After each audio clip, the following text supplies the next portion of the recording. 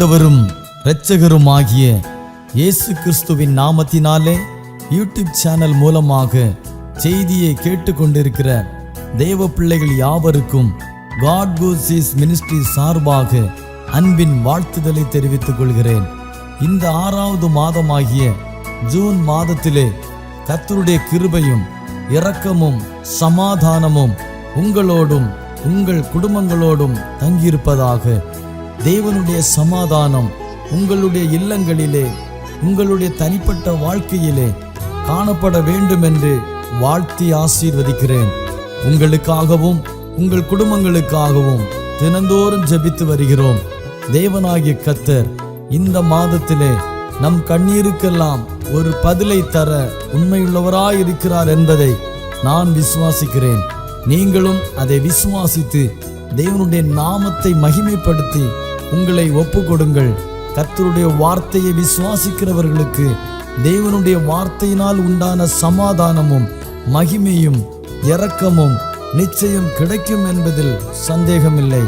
இந்த மாதத்தில் கர்த்தருடைய வார்த்தை உங்கள் வாழ்க்கையில் கிரியை செய்யும்படியாக நீங்கள் உங்களை தேவனுக்கு முன்பாக ஒப்பு கொடுங்கள். தேவனாகிய கர்த்தர் உங்களையும் உங்கள் குடும்பங்களையும் ஆசீர்வதிப்பாராக. ஆமென்.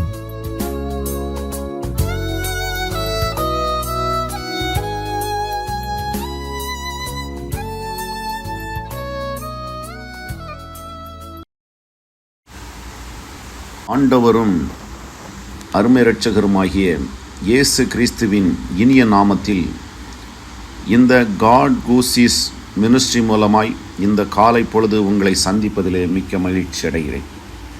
குறிப்பாக ஒவ்வொரு காலை பொழுதும் கர்த்தருடைய வசனத்தை கேட்டு ஆசீர்வதிக்கப்பட்டு வருகிறோம்.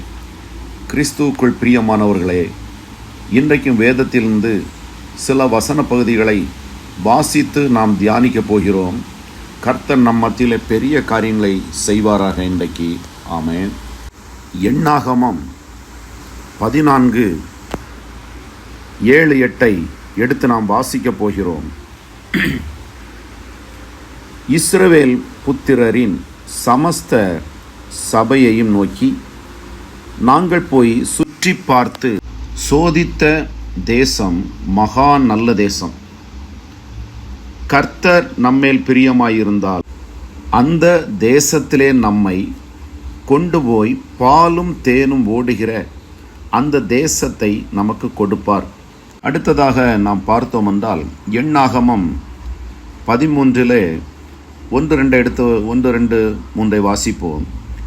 கர்த்தர் மோசேயை நோக்கி, நான் இஸ்ரவேல் புத்திரருக்கு கொடுக்கும் கானான் தேசத்தை சுற்றி பார்ப்பதற்கு நீ மனிதரை அனுப்பு. ஒவ்வொரு பிதாக்களின் கோத்திரத்திலும் ஒவ்வொரு பிரபுவாகிய புருஷரை அனுப்ப வேண்டும் என்றார். மோசே கர்த்தருடைய வாக்கின்படியே அவர்களை பாரான் வனாந்தரத்தில் இருந்து அனுப்பினார். அந்த மனிதர் யாவரும் இஸ்ரவேல் புத்திரரின் தலைவர்கள். அவர்களை மோசே கானான் தேசத்தை சுற்றி பார்க்கும்படி அனுப்புகையில் அவர்களை நோக்கி, நீங்கள் இப்படி தெற்கே போய் மலையேறி தேசம் எப்படிப்பட்டதென்று, அங்கே குடியிருக்கிற ஜனங்கள் பலவான்களோ பலவீனரோ கொஞ்சம் பேரோ அநேகம் பேரோ என்றும், அவர்கள் குடியிருக்கிற தேசம் எப்படிப்பட்டது, அது நல்லதோ கெட்டதோ என்றும், அவர்கள் பட்டணங்கள் எப்படிப்பட்டதென்றும், அவர்கள் கூடாரங்களில் குடியிருக்கிறவர்களோ கோட்டைகளில் குடியிருக்கிறவர்கள் என்றும், நிலம் எப்படிப்பட்டது, அது வளப்பமானதோ இளப்பமானதோ என்றும், அதன் விருட்சங்கள் உண்டோ இல்லையோ என்றும் பாருங்கள். தைரியம் கொண்டிருந்து தேசத்தின் கனிகளிலே சிலவற்றை கொண்டு வாருங்கள் என்றான். இஸ்ரவேலின் பிரபுக்கள் தேசத்தை சுற்றி பார்க்க செல்கிறார்கள். தேசத்தை சுற்றி பார்த்து அங்கே பெரிய கோட்டைகளை மற்ற காரியங்கள் எல்லாவற்றையும் பார்க்கிறார்கள். பெரிய நெடிய மனிதர்கள், அவர்கள் குடியிருக்கிற கோட்டை தேசம் பெரிய கோட்டைகள் கட்டப்பட்டது, கனிகளெல்லாம் நல்ல செழிப்பு என்றவர்கள் கண்டு, அது ஒரு மிகவும் நல்ல ஒரு தேசம். எண்ணாகம் 13:23 வாசித்தோம் என்றால் புரியும். ஒரே குலையுள்ள திராட்சை அறுக்கிற ஒரு சீசன், அது காலங்கள்.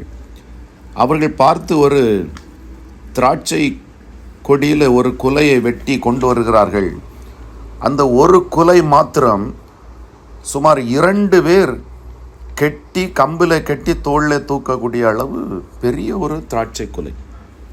அப்படி என்றால் அந்த தேசத்தின் கனிகள் எவ்வளோ செழிப்பான ஒரு தேசம், அந்த மரங்கள் எவ்வளோ செழிப்பான தேசம், அங்குள்ள கனிகள் எவ்வளோ ஒரு ஆரோக்கியமாகவும் பெரிய பெரிய கனிகளாகவும் இருந்திருக்கும் என்று இதை பார்த்தாலே நமக்கு புரிந்து கொள்ளலாம்.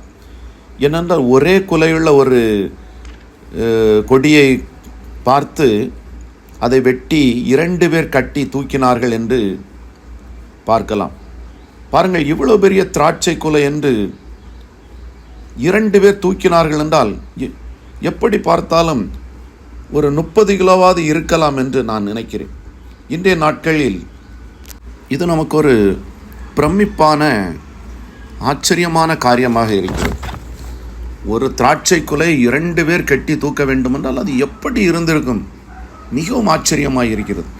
ஏனென்றால் அந்த காலத்தில் உள்ள மனிதர்களும் மிகவும் பலவான்கள், பெரிய மனிதர்கள். அதிலும் அந்த கானான் தேசத்தில் இருந்தவர்களில் ஏனோக்கின் புத்திரர், இந்த ஏனாக்கியர்கள் அப்படி என்று வேதத்தில் வாசித்திருக்கிறோம். இவர்களெல்லாம் மிகவும் நெடியவர்கள், பெரிய பலவான்கள். அப்போ அந்த தேசத்தின் இதில் நாம் பார்த்தோம் என்றால் அவர்கள் பார்வைக்கு இவர்கள் வெட்டுக்கிளிகளைப் போல் இருந்தார்கள் என்று வேதத்தில் சொல்லப்பட்டிருக்கிறது. அப்படி என்றால் அந்த மனிதர்கள் எவ்வளவு பலவான்களாக இருந்திருப்பார்கள் பாருங்கள். இப்படி பெரிய பலவான்களை கொண்டு தேவன் அந்த தேசத்தை பண்படுத்தி கட்டி, இவர்களால் கட்ட முடியாத பெரிய கோட்டைகளை அவர்களை வைத்து கட்ட வைத்து தேவன் அந்த தேசத்தை இவர்களுக்கு கொடுக்க அவர்களை கொண்டு ஆயத்தம் பண்ணுகிறார். பாருங்கள், எவ்வளவு ஒரு ஆச்சரியமான ஒரு அதிசயமாக இருக்கிறது அல்லவா இதை நாம் வாசிக்கும் பொழுது. நான் இதை வாசிக்கும் பொழுது அநேக முறை பிரமிப்பாக, ஒரு ஆச்சரியமாக அதை நான் வாசிப்பது உண்டு. ஏனென்றால் நம்மளால் முடியாத ஒன்றை நம்மளிலும் பலவான்கள், வலிமை உள்ள ஒரு ஜனங்களை கொண்டு தேவன் அந்த காரியங்களை செய்ய வைத்து எந்த ஒரு பிரயாசம் படாமல் அதை தேவன் நமக்கு தருகிறார்.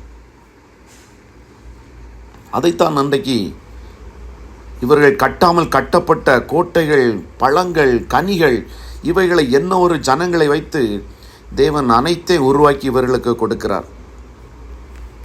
அடுத்ததாக எண்ணாகமம் 13:27 சொல்லப்பட்டிருக்கிறது, அவர்கள் மோசேயை நோக்கி, நீர் எங்களை அனுப்பின தேசத்துக்கு நாங்கள் போய் வந்தோம். அது பாலும் தேனும் ஓடுகிற தேசம்தான். இது அதனுடைய கனி. உண்மையாகவே இது பாலும் தேனும் ஓடுகிற ஒரு நல்ல செழிப்பான, நல்ல ஒரு அழகான தேசம்தான். அந்த கனியை கொண்டு வந்து காட்டுகிறார்கள், அந்த திராட்சை குலை. இவ்வளவு ஒரு அழகான தேசம் அது. ஆனால் பாருங்கள், இருவர் சொல்கிறார்கள் அது மிகவும் நல்ல தேசம், நாம் போய் அதை எளிதாக சுதந்திரித்துக் கொள்ளலாம் என்று. ஆனால் இன்னும் சிலர் சொல்கிறார்கள், நாம் அதை சுதந்திரிக்க முடியாது, அது அங்கே பெரிய மனிதர்களை பார்த்தோம், கோட்டைகள், நம்மளால் அதை பிடிக்க முடியாது. அந்த மனிதர்களை பார்க்கும் பொழுது நாங்கள் வெட்டுக்கிளிகளைப் போல் இருந்தோம் என்று தவறான வதந்திகளை பரப்புகிறார்கள்.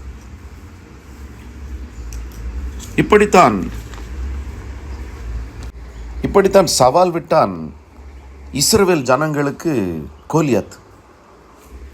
கோலியாத் வந்து நிற்கும் பொழுது இஸ்ரவேலர்கள் அவன் கண்களுக்கு முன்பாக நிற்கக்கூட பயந்து நடுங்கி ஓடி ஒளிந்தார்களாம். ஏனென்றால் ஆளை அடையாளம் பார்த்துட்டா தேடி பிடிச்சி வந்து அடிப்பான், எங்கே இருந்தாலும் சரி தேடி வந்து அடிப்பான். அதான் அவன் கண்ணுக்கு முன்பு நிற்கக்கூட இந்த இஸ்ரவேலர்கள் பயந்து நடுங்கினார்கள் என்று. ஆனால் தாவீது வருகிறான். தாவீதுக்கு அவனை பார்த்து பயமே இல்லை, அவனுக்குள் ஒரு வைராக்கியம் வருகிறது. ஆனால் தாவீது சொல்வான் பாருங்கள், 1 சாமுவேல் 17:26 இருக்கிறது, ஜீவனுள்ள தேவனுடைய சேனை நிந்திக்கிறதற்கு விருத்த சேதனம் இல்லாத அந்த பெலிஸ்தன் எம்மாத்திரம் என்றான். பாருங்கள், அவனுக்குள்ள ஒரு வைராக்கியம். ஜீவனுள்ள தேவனுடைய சேனையை நிந்திக்கிறதற்கு இந்த பெலிஸ்தியன் எம்மாத்திரம். அது மாத்திரமல்ல, அவன் சொல்லுகிறான், சவுலிடத்திலே சொல்லுகிறான், இவனை குறித்து ஒருவனும் கவலைப்பட வேண்டிய அவசியமில்லை. ஒரு விசை ஒரு சிங்கமும் ஒரு விசை ஒரு கரடி வந்து மந்தையில் இருந்து ஆட்டை பிடித்து கொண்டது. அப்போ இவனுடைய பார்வையில் ஒரு மிருகத்தை மாதிரி இவன் ஒரு மிருகம்தான், என் கண்ணு முன்னே ஒரு மிருகம்தான். விருத்த சேதனம் இல்லாத இந்த பெலிஸ்தனும் அவைகளில் ஒன்றை போல இருப்பான். அவன் ஜீவனுள்ள தேவனுடைய சேனைகளை நிந்தித்தானே என்றான். இதில் நாம் ஒன்றை புரிந்து கொள்ள வேண்டும். ஒரு பிரச்சனை ஒருவருக்கு ஒரு மாதிரியும் இன்னொருவருக்கு இன்னொரு மாதிரியும் இருக்கிறது. தேவனை அறியாதவர்களுக்கு அது கடினமான ஒன்றாக இருக்கும். ஆனால் தேவனுடைய ஜனங்களுக்கோ அது மிகவும் லகுவாக இருக்கும். ஏனென்றால் தேவனை அறியாதவர்கள், தெய்வத்தோடு ஐக்கியம் இல்லாதவர்கள், தேவனோடு ஒரு உறவில் இல்லாதவர்களுக்கு அது பயமாகவும் மிகவும் கடினமாகவும் காணப்படும். அதைத்தான் இந்த 2 உதாரணத்தை நான் உங்களிடத்தில் வேதத்திலிருந்து கொடுத்திருக்கிறேன். ஒன்று, இஸ்ரவேலர்கள் இருவர் சொல்கிறார்கள் மிகவும் நல்ல தேசம் என்று, இன்னொருவருக்கு மிகவும் கடினமாக இருக்கிறது. இங்கே இஸ்ரவேலர்களும் தாவீதையும் பார்க்கும் பொழுது இஸ்ரவேலர்களுக்கு அவன் கடினமாக இருந்தான், ஆனால் தாவீதுக்கு அவன் மிருகங்களில் ஒன்றை போல் தான் இருந்தான். அப்போ தேவனுடைய உறவில் அனுதினம் இருக்கிற ஒருவருக்கு எவ்வளோ பெரிய பிரச்சனை சத்துரு கொண்டு வந்தாலும் அவர்களுக்கு அந்த பிரச்சனை சாதாரண ஒரு மிருகம் மாதிரி தான் இருக்கும். அந்த தேவனுடைய உறவில் இல்லாதவர்களுக்கு அந்த பிரச்சனையை கையாள முடியாது, மிகவும் கஷ்டம் என்பார்கள். சில வேளைகளை நாம் பார்த்திருக்கிறோம், ஐயோ அது மிகவும் கஷ்டம், அதை செய்ய முடியாது என்பார்கள். ஆனால் சிலர் ரொம்ப சர்வசாதாரணமாக அந்த பிரச்சனையை, அந்த சூழ்நிலையை கையாண்டு முடித்து வெற்றி கண்டு வருவார்கள். மிகவும் அவங்க சாதாரணமாக செய்து முடித்து விட்டு வருவார்கள். இதில் ஒரு பிரச்சனையை கையாளுவதில் தான் இருக்கிறது.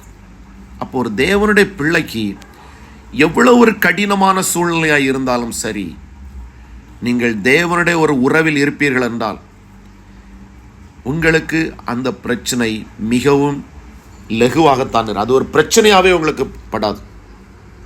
உங்கள் வாழ்க்கையில் அனுதினம் அது ஒரு சாதாரண விஷயமாகத்தான் படும். மற்றவர்களுக்கு அது மிகவும் கடினமாக இருக்கும், ஆனால் உங்களுக்கும் அது ஒரு கடினமாகவே இருக்காது. இப்படித்தான் இயேசுவும் தரத்திலே ஜனங்கள் அவருடைய உபதேசத்தை கேட்டு சோர்ந்து போய்விடுவார்கள், தளர்ந்து விடுவார்கள் என்று ஒரு விசை 5000 பேருக்கும் ஒரு விசை 4000 பேருக்கும் அவர் உணவு அளிப்பதை நாம் பார்க்க முடியும். ஆனால் அந்த வனாந்தரத்தில் இது சாத்தியம் இல்லாத ஒன்று. எங்கிருந்து இவ்வளவு ஆகாரம் கொண்டு வர முடியும்? இயேசு தமது அற்புத கரத்தை அதில் நீட்டி ஜனங்களுக்கு ஆகாரம் கொடுக்கிறார். இப்படித்தான் தேவ பிள்ளைகளுக்கு, தேவ மனிதர்களுக்கு சூழ்நிலை இல்லாதது போல் இருந்தாலும், சூழ்நிலை கையாள முடியாதது போல் இருந்தாலும், தேவ பிள்ளைகளுக்கு அது மிகவும் இலகுவாக இருக்கும். எவ்வளவு கோலியாத்தை போல் கடினமான சூழ்நிலையாயிருந்தாலும், அந்த இஸ்ரவேல்கள் சுற்றி பார்த்த கானான் தேசம் ஒருவருக்கு கடினமாகவும் ஒருவருக்கு இலகுவாகவும் இருந்தது. என்றால் தேவனுடைய மனிதர்களுக்கு லகுவாக இருந்தது, எளிதாக சுதந்திரித்துக் கொள்ளலாம் என்று. தேவனுடைய உறவில் இல்லாதவர்களுக்கு மிக கடினமாகப்பட்டது. ஆகவே தேவனுடைய உறவில் இருக்கிற தேவனுடைய பிள்ளைகள் ஒவ்வொருவருக்கும் எவ்வளவு கடினமான சூழ்நிலையாக இருந்தாலும் அது மிகவும் லகுவாக முடியும் என்பதை நான் இதிலே சொல்ல விரும்புகிறேன். இப்பொழுது நேரம் குறைவாக இருப்பதினால் நான் என்னுடைய வார்த்தையை முடிக்கிறேன். ஆண்டவரே, அன்பின் பரலோக பிதாவே, இந்த வார்த்தைகளை கேட்கிற ஒவ்வொரு ஜனங்களுக்கும் கர்த்தர் ஆசீர்வாதமாய் இந்த வார்த்தைகளை கொடுப்பீராக. அவருடைய தனிப்பட்ட வாழ்க்கையிலும் அநேக அற்புதங்கள் நடப்பதாக. இந்த வார்த்தையை கேட்டு விசுவாசத்தில் பலப்பட நீர் அவர்கள் ஒவ்வொருவரையும் ஆசீர்வதிப்பீராக. அவருடைய ஆவிக்குரிய ஜீவிதங்களை கட்டி எழுப்புவீராக. இயேசுவின் நாமத்திலே ஜெபங்களை எடுக்கும் நல்ல பிதாவே, ஆமென்.